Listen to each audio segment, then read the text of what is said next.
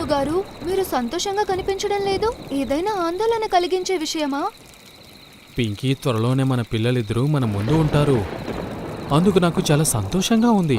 కానీ నేను వాళ్ళ భవిష్యత్తు గురించి కూడా ఆలోచించాలి కదా. మీరెందుకంత కంగారు పడుతున్నారు? మనమిద్దరం ఉన్నాం కదా వాళ్ళని చూసుకోవడానికి. మరి కంగారు పడాల్సిన అవసరం ఏముంది? మనమిద్దరం కలిసి మన పిల్లల్ని జాగ్రత్తగా చూసుకుందాం.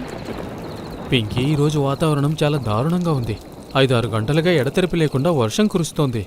కాసేపటి ముందే రాణి నెమలి యొక్క గూడు చెట్టు కొమ్మ మీద నుండి కింద పడి ధ్వంసమైపోయింది. అదృష్టవశాత్తు రాణి గూటిలో గుడ్లు లేవు. లేకపోతే ఈరోజు ఎంత అనర్థం జరిగుండేదో. అయ్యో దేవుడా, నేను చాలా రోజులుగా గూటి నుండి బయటకే వెళ్ళలేదు. అందుకే బయట పరిస్థితులు ఎలా ఉన్నాయో నాకు అస్సలు తెలీదు. పాపం రాణి సోదరి ఎంత కష్టంలో ఉండుంటుందో. రాణి కష్టాల్లో ఉండటం నిజమే, కానీ తనతో పాటు మనకు కూడా ప్రమాదం ఉంది. మన గూడు ఇప్పుడు నేరేడు చెట్టుపై ఉంది. తుఫాను వర్షంలో నేరేడు చెట్టు ఎంత బలహీనంగా ఉంటుందో నీకూడా తెలుసు కదా. ఒకవేళ మన గూడు కూడా కూలిపోతే మన రాబోయే పిల్లల గతేంటి? మంచి మాటలు మాట్లాడండి. అలా ఏమీ జరగదు. ఆ దేవుడి మీద నాకు పూర్తి నమ్మకం ఉంది. ఆయన మనకు అంత అన్యాయం చెయ్యరు.